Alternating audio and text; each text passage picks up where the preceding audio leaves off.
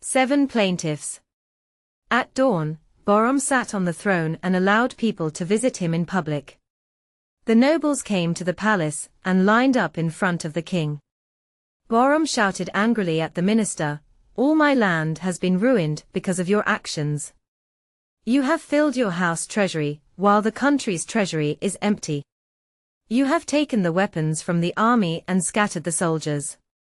Instead of being grateful for the position given to you, you have acted shamefully and incompetently. Now all your hidden corruption has been revealed to me like daylight. Did you think that I am permanently asleep due to drinking wine? Indeed, anyone who forgets the battle with the sword deserves the grave." The minister, who was astonished and very scared by Bahram's anger, could not say a word. So Bahram ordered them to take off his hat, put a chain around his waist, tie his feet to a wooden block, and put handcuffs on his hands. Then the king ordered the messengers to go everywhere and spread the news of the minister's arrest. The king also ordered that any prisoner who thought they were innocent and had been imprisoned by the minister's treachery should come to the king's presence to defend themselves to be released from prison. People came to the king to complain from all over. More than 1,000 prisoners requested their rights to be restored. The king selected 7 individuals from all the prisoners to hear their defense and see what their crime was and what they were doing before being imprisoned. The first prisoner said, "O benevolent king, I hope to see your enemies defeated. The truth is that they killed my brother due to torture and took everything he had, his horses, money and properties. When I protested against all this injustice to the minister, they arrested me, looted my house, chained my feet, and turned my house into a graveyard. My brother was killed unjustly, and with these chains on my feet I am no different from the dead. I have been a prisoner for a year now, and today, seeing the face of the king, it seems like a lucky draw has fallen in my name." When the king heard the tragic story of the victim, he ordered them to release him and pay the blood money for his brother, return whatever had been taken from him, and let him go back to his own affairs. The second victim prostrated to King Bahram and prayed for him, saying, "I had a lush and beautiful garden that was like a vast paradise, with all kinds of fruits growing on its branches. In autumn, it was like a new spring, and this garden was inherited from my father. One day, the minister was my guest. I had invited him to the garden and served him wine and fruits as befitting his status.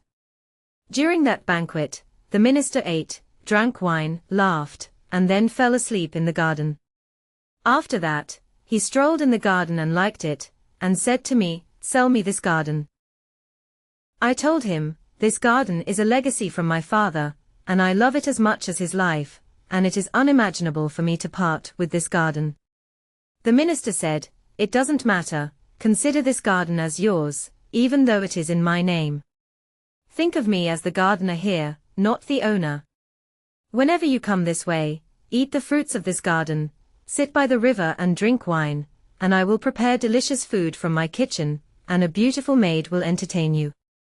Stop making excuses, sell the garden and gather your belongings and leave.' We argued a lot. He wanted to persuade me with promises of gold coins and sometimes through threats to sell the garden, but I did not agree. In the end, he became full of hatred and accused me falsely and made a false case against me, so that he could take the garden away from me. Out of fear that I might complain to the king, he threw me in prison for 2 years. The king returned the garden to him and gave him additional property to compensate for the injustice that had been done to him. The turn came to the third victim, and he demanded in such a way that I was a merchant who was engaged in trade by sea. Every now and then, I would go by sea to distant places and bring goods for buying and selling. Gradually, my experience in the field of pearls increased, and I acquired some pearls that shone like moonlight in the darkness of the night. So I came to the city to sell those pearls and invest in my trade. When the minister found out about the existence of the shining pearls, he came to me and tried to buy them cheaply. I was ashamed to sell them to the minister at a lower price than their real value. The minister promised to pay me the price of the pearls by springtime. When spring arrived, I demanded the price of the pearls, but the minister made excuses for a few days, and with smooth talk, he kept me hoping to receive the amount for the pearls. But in the end, he summoned me and threw me into prison, and instead of putting gold coins in my hands, he put shackles and chains on them.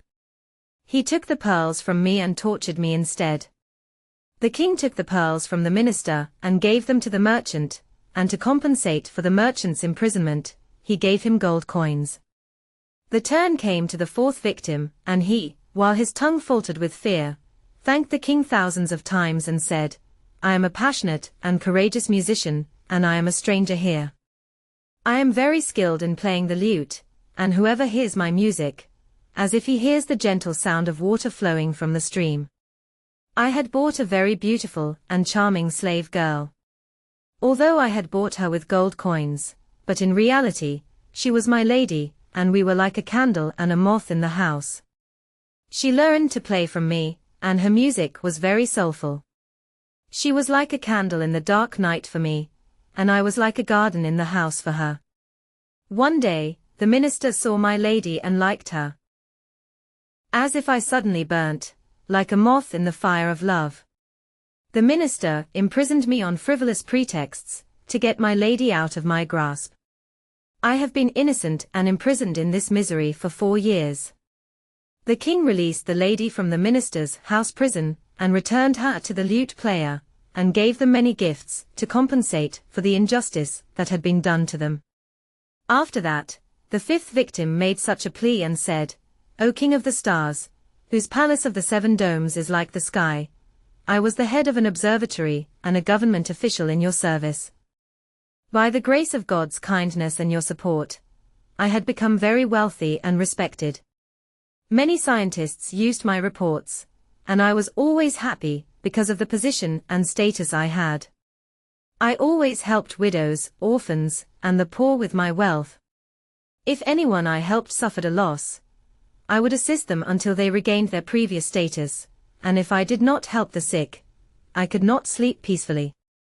When the minister saw that I had the ability to help people, because of my wealth, he became greedy for my money and property. So he said to me, "The charity you give to the people goes beyond your position as the head of the country's observatory, and I don't think you should be so extravagant. Perhaps you have reached the elixir of alchemists, as you give away coins like the sands of the desert. So you should also give me my share of this treasure, or else I will separate your head from your body." So, on a frivolous pretext, he took away all my property and belongings from me, threw me into prison in a pitiful state, and I have been away from my home and children for 5 years now, and I have become exhausted in this prison. The king ordered him to be returned to his job, his looted property and belongings to be returned to him, and he was respectfully sent back to his home to reunite with his wife and children. After that, it was the turn of the 6th victim. He prayed for victory to the king and said, "I am a Kurd and a soldier from your army. All my ancestors were soldiers in the Iranian army generation after generation, and we fought against the enemies of the country with a sword in hand until the last breath. The king always paid our wages. Until one day, the unjust minister cut off my wages. So when I went to him to claim my rights, he replied, 'You ignorant fool, be silent, and do not stain your sword with your own blood. The king has no enemy to go to war with. He does not need an army or weapons. Do not beg like lazy people from us, and instead of asking for money from us, work as a construction worker, so that your body may remain healthy due to vigorous activity.' I told him to stay away from this devilish nature and fear God. Do not throw me into poverty and destitution. While you are in sweet dreams, I am busy guarding the borders with a sword in hand.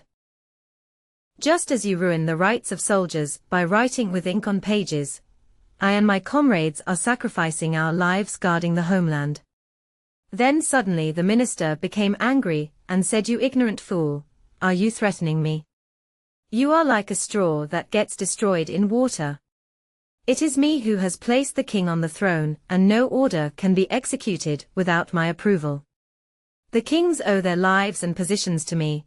If it wasn't for me, the king's head would have been the food of crows by now. He said these words and then ordered to take the horse and weapons from me and hand me over to the merciless dungeon to imprison me. I have been imprisoned in this prison with a sad heart for more than 6 years. The king gave him clothes, weapons, and a horse, and ordered to give him double the wages that had been withheld and return him to his job to guard the borders. After years, a smile appeared on the lips of the poor man, and he prayed a lot for the king. After that, the 7th victim thanked God for having such a king and said, "I have been ignoring to the world for years and I am a devout person, who only works and worships for God and has dedicated myself to the Lord, and I have nothing in this world and I have dedicated my life to helping people.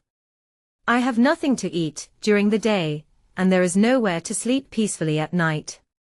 I am satisfied with the satisfaction of God, and anyone who asks me for a good prayer, I do not hesitate." Until one day the minister sent someone to me to visit him. I obeyed, and when I reached him, he said to me, "I am suspicious of you." I said to him, "Tell me why you are suspicious of me so that I can plan and remove this misunderstanding." He said, "Since you are a devout man, I have heard that God answers your prayers, lest you pray and ask God for my death. Who knows, maybe out of envy towards me, you will pray for something bad.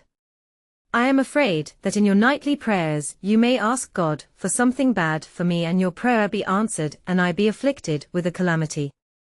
So it is better that before the sparks of hatred towards me ignite in you, I tie your hands, so that you cannot raise your hands towards the sky and pray. I will now tie your hands and neck in a yoke so that you cannot pray." So without any fear, he ordered me to be imprisoned. It has been 7 years that they have locked me up with chains and shackles on my hands and feet. But I pray that he will no longer have power and people will be freed from his torment. Now that the Lord has saved me through the king, I am very happy and have no reason to be sad.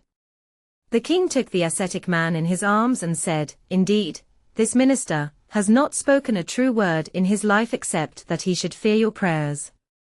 This humiliation today is the result of his past misdeeds, and indeed he has cursed himself, and this curse will take his life." So the king ordered, "Whatever property and possessions are in the name of the minister, we will take from him and give to you." The ascetic man requested that they write down the properties and assets that were supposed to be given to him. Then he took that list towards the sky and said to the Lord, "I am free from greed for this worldly wealth. So give me something better, that I love you and walk in your path." Immediately, without hearing the music, he started dancing and spinning, and his spinning reached the sky. These ascetics, although human, have the nature of angels, and their place in the eyes of the merciful Lord is high. Just as an unripe grape turns into fine wine after passing through stages, these travelers of God's path also go through stages of growth and elevation, after going through the trials that the Lord has prepared for them, to become worthy of a place in the eyes of their Lord. The king was very upset to see such injustice and oppression on the people. He was like a gardener, who wanted to remove the thorns from the flowers. It was in the interest of justice to remedy the tyranny of the times. When he heard about the wrongdoing of his minister, he was so angry that he couldn't even sleep out of shame. So, in the morning, he ordered for the people to gather. A large crowd gathered in the courtyard in front of the palace. Then the king ordered for the minister to be brought forward. Bahram said that anyone who commits injustice in life will eventually be brought to justice by the righteous, so that people do not think that no one is seeking justice and fairness. Indeed, God and the universe have decreed that the foundation of the world should be based on justice. Then Bahram recounted the story of the shepherd and the wolf and the dog to the people, and asked for the shepherd to be brought to him so that he could reward him. After this, gradually the country's affairs were properly managed, and the treasury was filled with gold coins, and Bahram was able to reorganize the Iranian army. At the same time, the Chinese spies collected information from the Iranian army and reported to Khan that the corrupt minister had been executed by the king, and the Iranian army had become stronger than ever, and was ready for battle. So, the Chinese Khan, still tasting the bitterness of his previous defeat by Bahram, concluded that this military campaign was not worth the trouble, and that the Iranians might surrender, but would not give up easily. Therefore, a messenger was sent to King Bahram to plead with him, and the messenger said, that corrupt minister, who was killed, was the source of all the troubles. The traitorous minister had written several letters to the Chinese Khan, before being dismissed from the ministry, saying that there is a great fortune available here for you, and no one can stop you. Just hurry up and come here, as the king is constantly indulging in pleasure and revelry, and is unaware of the country's affairs and the army. I have made the conquest of Iran easy for you. Just draw your sword and remove the few soldiers who are in your way, and I have also deceived this traitorous man. But after a while, I realized that what he says about you and Iran is completely false. Because the king of Iran determines his behavior during war and peace, and it is better for me to be busy ruling China. My daughter is also your wife. Khan sent all the letters of the traitorous minister, along with his messenger to Bahram. When the king read the minister's schemes, he thanked God for exposing the treachery of this corrupt man, so that he could be punished. After that, Bahram made more efforts than ever to focus on spreading justice in the country, instead of indulging in pleasure and spending time with the 7 princesses.